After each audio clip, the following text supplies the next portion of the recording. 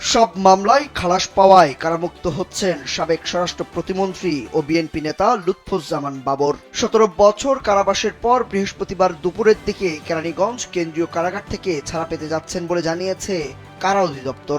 লুৎফুজ্জামান বাবরের ব্যক্তিগত সহকারী মির্জা হায়দার আলীও গণমাধ্যমকে তার কারামুক্তির বিষয়টি নিশ্চিত করেছেন।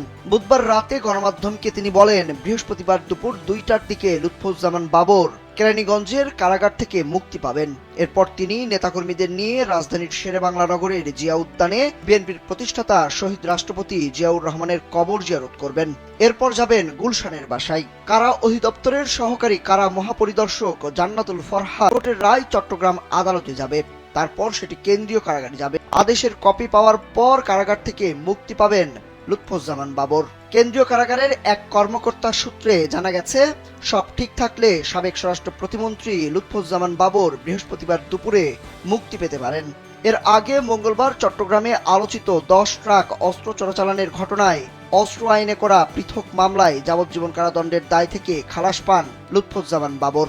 বিচারপতি মোস্তফা জামান ইসলাম ও বিচারপতি নাসরিন আক্তারের সমন্বয়ে গঠিত হাইকোর্ট বেঞ্চ এই রায় ঘোষণা করেন।